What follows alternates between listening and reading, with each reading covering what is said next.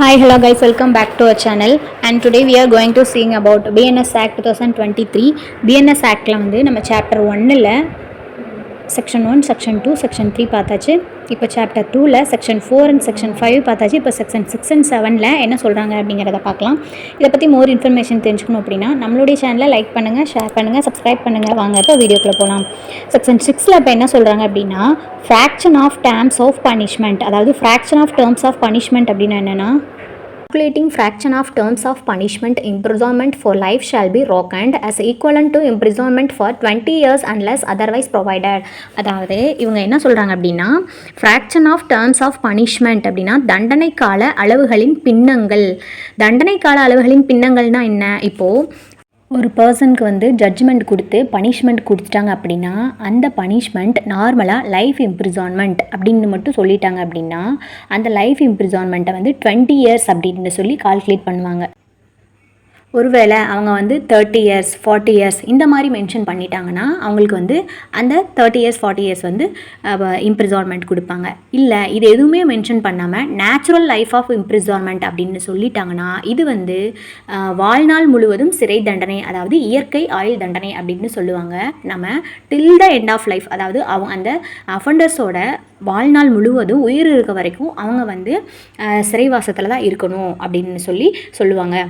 ஒரு பர்சனுக்கு வந்து இந்த நேச்சுரல் லைஃப் இம்ப்ரிசான்மெண்ட் கொடுத்துட்டாங்கனாலே அது வந்து ரிகரஸ் இம்ப்ரிசான்மெண்ட்டாக தான் இருக்கும். சிம்பிள் அப்படிங்கிறதுக்கு அங்கே இடமே கிடையாது. நம்ம செக்ஷன் 4ல் பனிஷ்மெண்ட்டில் படித்தோம் இல்லையா, அதில் வந்துட்டு தேர்ட் பனிஷ்மெண்ட் கொடுத்துட்டாங்க இல்லையா இம்ப்ரிசான்மெண்ட், அதில் வந்து ரிகரஸ் அண்ட் சிம்பிள் இந்த ரெண்டும் இருக்குது இல்லையா, அதிலே மென்ஷன் பண்ணியிருப்பாங்க. ரிகரஸ் அப்படின்னாலே ஹார்ட் லேபர் அப்படின்னு சொல்லி கொடுத்துருப்பாங்க. ஸோ இந்த நேச்சுரல் லைஃப் இம்ப்ரிசான்மெண்ட் அப்படின்னாலே அவங்கள வந்து ரொம்ப ஒர்க் பண்ண வச்சு ரொம்ப ஹார்ட் ஒர்க்காக தான் இருக்கும் அந்த சிறைவாசத்தில் வந்து. ஸோ இந்த பனிஷ்மெண்ட் வந்து யாருக்கு கொடுப்பாங்க? இந்த நேச்சுரல் லைஃப் இம்ப்ரிசான்மெண்ட் வந்து ரொம்ப ரேர் கேஸுக்கு மட்டும் தான் கொடுப்பாங்க. அப்போ ஃபார் எக்ஸாம்பிள் நம்ம காந்தியை வந்து கொலை பண்ண வழக்கில் அந்த அஃபண்டர்ஸுக்கு வந்து இந்த மாதிரி தான் இம்ப்ரிசான்மெண்ட் வந்து கொடுத்தாங்க. இன்னொரு விஷயம் என்ன அப்படின்னா இந்த மாதிரி சிறைவாசத்தில் இருக்கிறவங்க, அதாவது உயிர் இருக்கிற வரைக்கும் இந்த நேச்சுரல் லைஃப் ஆஃப் இம்ப்ரிசான்மெண்ட் சிறையில் இருக்கிறவங்களுக்கு, ரிகரஸ் இம்ப்ரிசான்மெண்ட் கொடுத்தவங்களுக்கு, சிறைவாசத்தில் இருக்கிறவங்களை வந்து நம்ம விடுவிக்கிறதுக்கும் வாய்ப்பு இருக்குது. அதுக்கு ஒரு ஆக்ட் இருக்குது. அது என்ன? அந்த ஆக்ட் வந்து என்ன ஆக்ட் அப்படின்னா ப்ரொபேஷன் ஆஃப் அஃபண்டர்ஸ் ஆக்ட் 1958. இந்த ஆக்ட் படி ஒரு குற்றவாளி வந்து அந்த குற்றவாளி சிறைவாசத்தில் இருக்கும்போது அதாவது சிறைக்கு வெளியவோ இல்லை சிறைக்கு உள்ளவோ அவர்னால எந்த ஒரு ப்ராப்ளமும் வரலை, எந்த ஒரு அஃபென்ஸும் நடக்கலை, அவரோட நன்னடத்தையை வந்து அவங்க பார்ப்பாங்க. குற்றவாளியோட நன்னடத்தையை வந்து பார்ப்பாங்க. அதுதான் குற்றவாளிகளின் நன்னடத்தை சட்டம் 1958 அப்படின்னு சொல்லுவாங்க. அந்த குற்றவாளிகள் வந்து வாழ்நாள் முழுவதும் வேற எந்த ஒரு தப்பும் பண்ணக்கூடாது அப்படிங்கிறதுக்காக அவங்களோட நன்னடத்தையை வந்து கண்காணிப்பாங்க. அந்த நன்னடத்தையின் அடிப்படையில் கூட இவங்களை வந்து விடுவிக்கலாம் அப்படின்னு சொல்கிறாங்க. இதுதான் இந்த section 6 fraction of terms of punishment. Next section 7 sentence may be wholly or partly rigorous or simple. அதாவது என்ன சொல்கிறாங்க அப்படின்னா in every case in which an offender is punishment with imprisonment which may be of either description it shall be competent to the court which sentence such offenders to direct in the sentence that such imprisonment shall be wholly rigorous or that such imprisonment shall be wholly simple or that any part of such imprisonment shall be rigorous and the rest simple.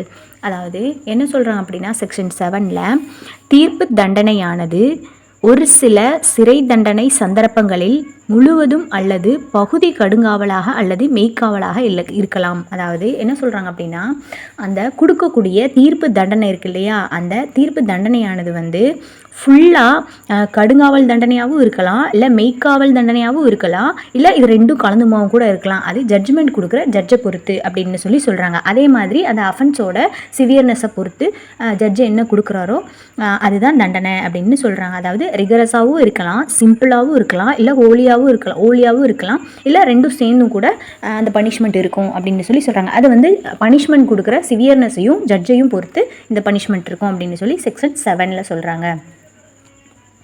இந்த வீடியோவில் நம்ம chapter 2ல் section 4, 5, 6, 7 வரைக்கும் complete பண்ணியாச்சு. Next வீடியோவில் section 8 and 9 என்ன சொல்கிறாங்க அப்படிங்கிறத பார்க்கலாம்.